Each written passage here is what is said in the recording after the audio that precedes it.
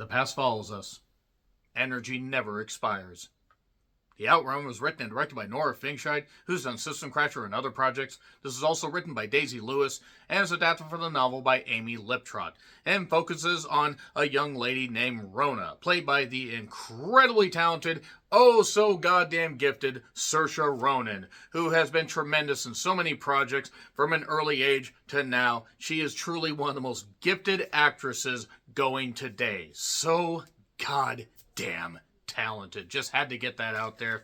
And Saoirse Ronan is absolutely at the peak of her fucking powers here as she plays a conflicted, recovering alcoholic that has a troubled past and wants to have a great future, but there's that urge to drink. And that is one thing about Saoirse Ronan. If you give her an assignment, if you give her a character she can dive into, she is 1,000% gonna fucking do it, and boy does she do it here. Saoirse Ronan carries this goddamn film on her back. That is no disrespect to the rest of the cast. The rest of the cast, they do their best. There is a love interest, Damien, Poppy Esadou, and I do apologize if I got that wrong. He's the guy from Men. Remember the love interest from Men? That one with Jesse Buckley, that really insane A24 film. Yeah, him. He was actually pretty good, and that's Papa Esadou. I do apologize for mispronouncing. Now, that being said, Saoirse Ronan's Rona, which almost feels a bit like typecasting. Hey, we're going to take the N off your last name, and we're going to call you Rona. My Rona. Okay, let's get down to business, because we got to talk about drinking, in this, and we got to talk about a whole bunch of addictions and how you struggle with it. Hell yeah. Okay, let's seriously get down to business. Saoirse Ronan plays a great layered character here, and this bops back and forth from, her back on the family farm and struggling to just stay clean, get her mind right, figure out her life, because she was partying like crazy. She was a small island girl living in the London world, drinking all night and all day everywhere. So we see her on the Orkney Islands, and she tells some stories about folklore and stuff like that, as well as we see what happened early on in her life. There's a running narrative about birds, like corncrakes and other birds, and there's there's some nice shots of nature. And then we also find out about the family struggles, and we find out about her personal struggles and how it took a lot for her to basically admit that she had a problem. She basically had to crash down to fucking earth, and then crash again, and then crash again. This is not an easy movie to watch for anybody that has struggled with addiction personally, or even anybody that has seen a loved one struggle with addiction. And as far as the strength, that's where the movie's power really, really shines. Saoirse Ronan is fucking incredible in this. Not only is she incredibly talented, but she just has an ethereal, beautiful quality about her. I mean, an absolutely captivating individual. Great in interviews, fucking love her. Absolutely love her. I was going to see this in theaters, but I decided to wait until it was on streaming because I've watched over 300 movies as of this recording that were released this year, by the way. So, yeah, I had to take some time at home. But anyway, she talks about, the Orkney Islands. And Orkney has said the people who drown, they turn into seals. We call them selkies. Oh, no, it's the selkie children. They're attacking. It's an MST3K reference that nobody's going to get. But throughout all this, we see the struggles with her addiction, the struggles with, a love interest, somebody that she really does love, but she just can't overcome that urge to not drink. And there's also some stuff that comes up about the family. So really, the film absolutely is carried by Saoirse Ronan. If you take her out of this, and I don't mean the character, I mean if you take Saoirse Ronan out of this, the quality drops dramatically. All due respect to everybody involved. This is a one performance carry job, and she is absolutely up to it. Now, it's not perfect. The narrative is a little bit clunky. They could have added down a little bit. I don't know if this needed to be nearly 2 hours and have some scenes that were repeating themselves essentially, but it absolutely 1000% works when it just relies on Saoirse Ronan. Put the camera on her. It's a safe bet every goddamn time. So it's on Amazon if you want to check it out for just a few bucks. give it a shot. And Saoirse Ronan absolutely deserves Oscar consideration. I don't know if she's going to win. There have been a lot of strong performances this year.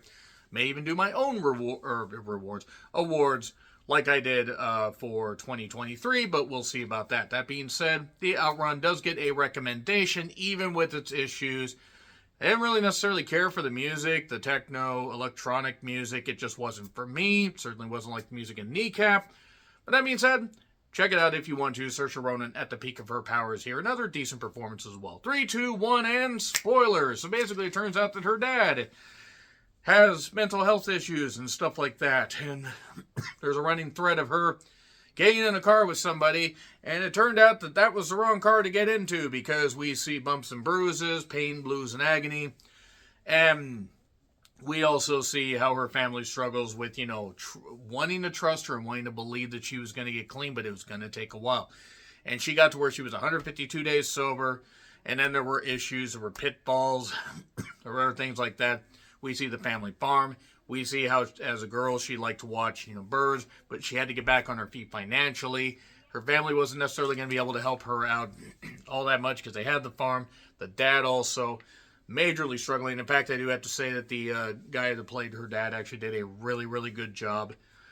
Even though I think they could have dived into his character a little bit. They could have trimmed a few things down and balanced that stuff a little bit, but nevertheless, really, really good as far as having a thread of genetic stuff or, hereditary, however you want to go. Not hereditary where anybody's going to burst into flames throwing a book in the goddamn fireplace. But we do get the narration from Saoirse Ronan, and I just love her accent. And I know it's not an accent to her, but I just love her voice. Could hear her narrate a phone book. Wouldn't care. Yes, maybe I will profess my love for Saoirse Ronan one day. Shut up. But, basically, we see, early life, it jumps around a bit. I do like between her and Damien, Mr. Esidu. That's nice. I do wonder if he's going to get, like, a meaty part and not just be, like, not necessarily a side character, but just get a chance to flex his acting muscles. Because what I've seen in this, and man, he seems like he really could do some good stuff. So if there are projects that he has been in that are available on streaming, please let me know, because I would be interested to see more of his stuff. But gets 252 days sober. She, gets into rehab, and, it's a zero tolerance thing. But she does break through some walls with some of the people and everything. And it's not just alcoholics. There's one guy she interacts with a little bit that is a crackhead, or former crackhead. His admission. And he seems to be doing better, but he hasn't seen his children in quite a while. That's a little bit heartbreaking. But there's also this underlying thing about corn crakes, which are birds, and preservation. Bird preservation is a theme also in this, and that's kind of, those are really weird birds, by the way. But the dad isn't doing well at all. This is actually pretty heartbreaking. She does actually see a glass of wine, actually takes a little bit of a taste. Just a little taste, but still it's enough. Sickens her. She wants to get out of this, and it's definitely a struggle. And she does end up calling, Damien to apologize to him, essentially. And yeah, we see what finally happened, what led to her having the bruises and the marks on her face and everything. This guy basically abused her. This might be hard for some people and triggering for some people to watch. The dad does get put in an institution at this point. Meanwhile, she is on a Pape, I believe is the name of the island. It's a very isolated island. I'm not familiar with geography of the UK and Ireland, so, like England and Ireland, so let me know, like, where that actually is in comparison to, I don't know, I don't really know much about that geography. Nevertheless, it looked like a beautiful thing, but didn't look like necessarily a place you'd want to be unless you're used to the elements, because it looked like it get cold up there. And she's staying at a place, she's unwinding, she gets into the community, she's trying to figure herself out. And we do see what happened when she got a wake-up call, got abused, that kind of stuff. She was out drinking. Damien even came to see her. and make sure she was okay, but he has seen somebody else, and she even, was saying while they were sitting outside, hey, you want to go get a drink? Because again, it's still not getting through to her. It gets frustrating. I'm not knocking. I'm just saying that kind of frustration is something a lot of people can feel. So anyway, she isn't able to get home for Christmas because she's on an isolated island, but there's plane issues, travel issues. Boats have already left for Christmas because it's an isolated part of whatever. And she does end up finally seeing her mom sometime after those things can get taken care of. Is talking about doing seaweed farming or whatever. I did earlier, there was like a lot of farming with sheep, and I'm like, oh, if you want to see sheep getting, birth and everything in all this gooey fashion, then one scene is particularly for you weirdos. So, yeah, they talk about, her and the mom talk about the dad, always has issues. They loved each other, but the mom was very religious, or found God, or God found her. And we then she changes her hair to like the orange ladybird-like hair, in the poster, if you remember that one. Ladybird's something I really need to revisit at some point. And then we get a montage. She seems to be doing okay. And, it's based on apparently a very moving memoir, by Amy Liptrot. So I might actually have to check that out at some point, get the ebook or something, as if I know how ebooks work. But despite its issues, its narrative issues, and a few inconsistencies, I think that the movie mostly works just because of Saoirse's performance. The beautiful scenery, cinematography, and enough of a balance with these characters that I'm giving it a B+. And Saoirse Ronan's character, or Saoirse Ronan's acting, brings us way up. Because without her tremendous ability, this would have gone way downhill. That's no disrespect to anybody else.